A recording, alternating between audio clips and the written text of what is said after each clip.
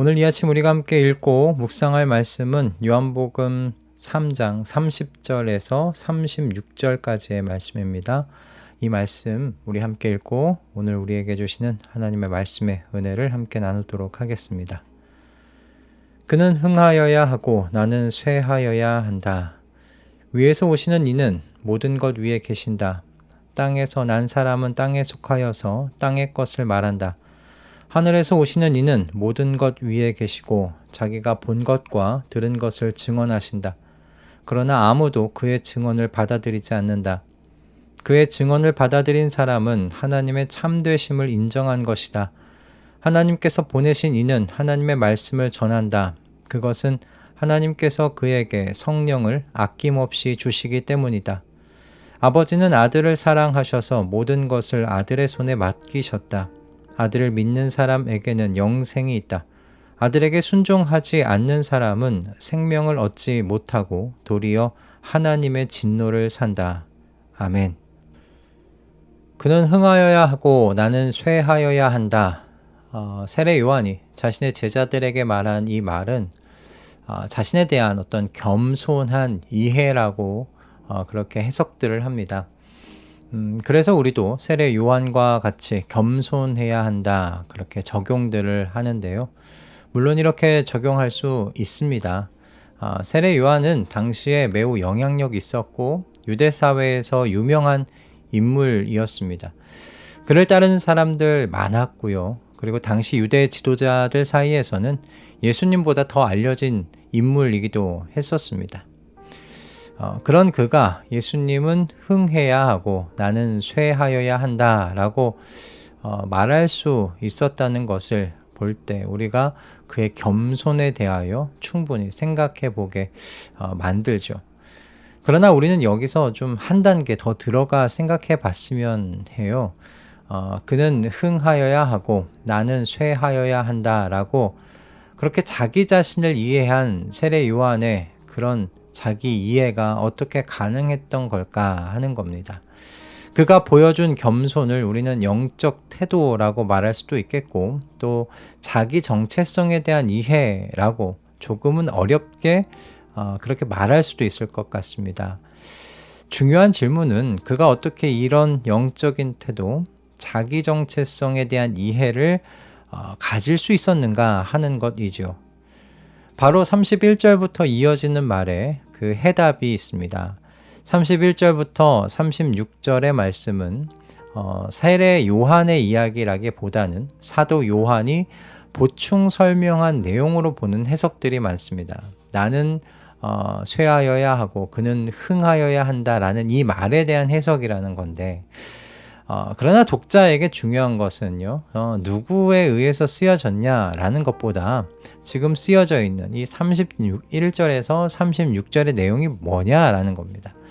31절에서 36절의 내용은 흥하여야 하는 분, 바로 그분, 그 예수 그리스도께서 어떤 분이신지에 대한 소개, 그분에 대한 설명이 나와 있습니다. 한마디로 흥하셔야 하는 예수 그리스도는 바로 위에서 오신 분, 모든 것 위에, 만물 위에 계신 분이라는 것입니다.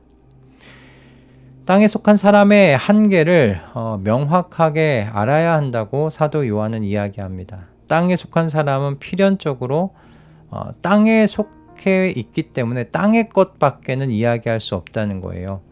세례 요한은 하나님의 사람이었고 하나님에 의해서 그리스도의 길을 닦는, 메시아의 길을 닦는 하나님의 종으로 쓰임을 받았습니다. 그래서 그는 회개하라고 외쳤고요. 물로 세례를 줄 수 있었습니다. 하지만 거기까지였습니다.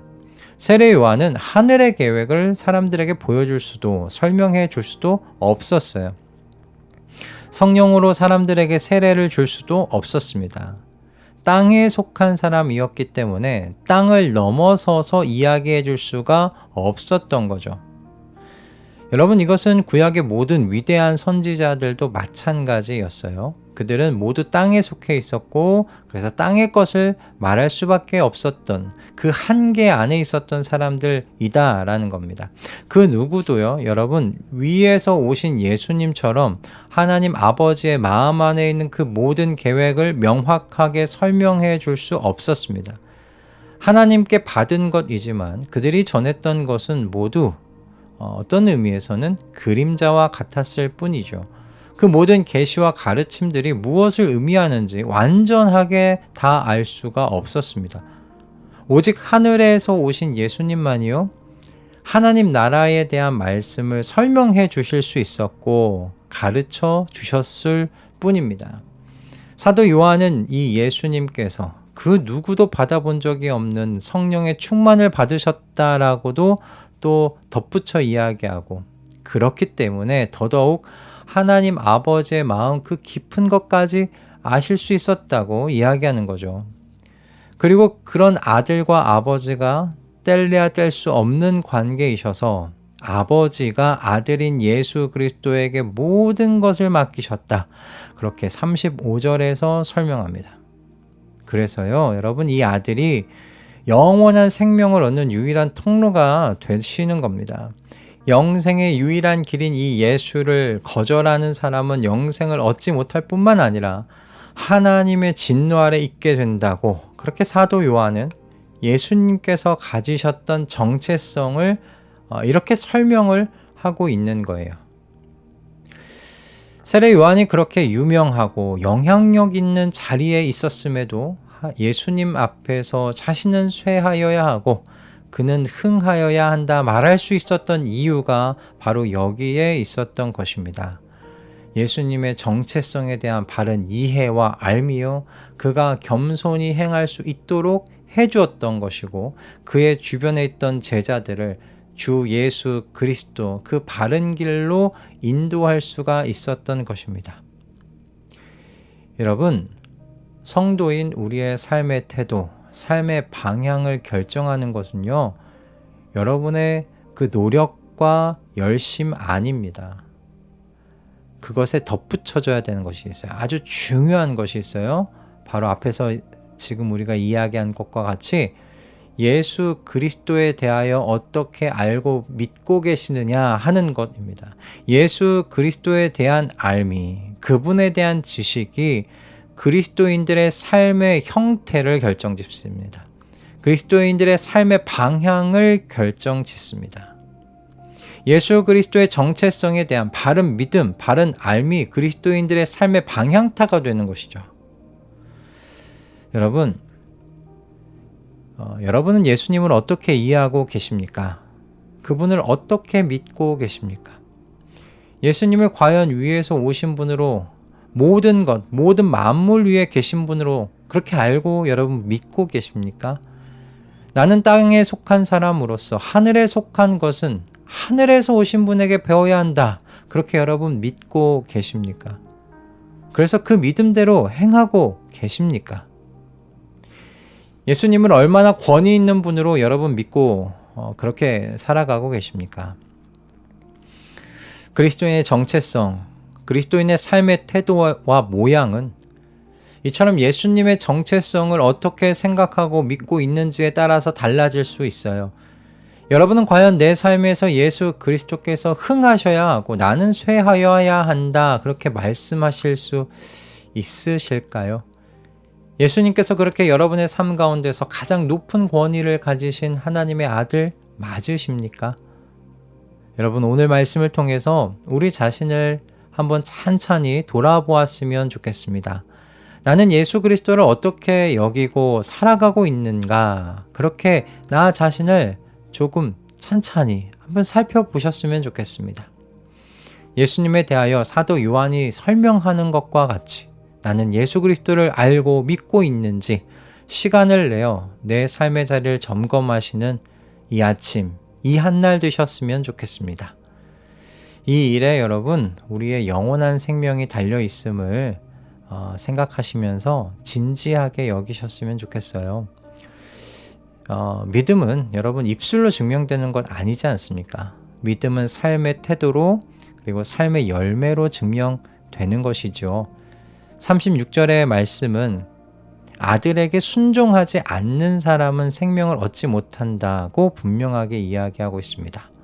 여러분, 말에 대한 이야기를 하고 있지 않아요. 순종이라는 그 행동에 대하여 이야기를 하고 있습니다. 순종은 이 아들이 어떤 분이신지를 아는 것, 바로 그 믿음에서 나온다는 것, 여러분 그걸 아시고 아들의 정체성에 대하여 나의 알미 어느 수준에 있는지를 점검해 보시는 오늘 이 귀한 하루 되셨으면 좋겠습니다.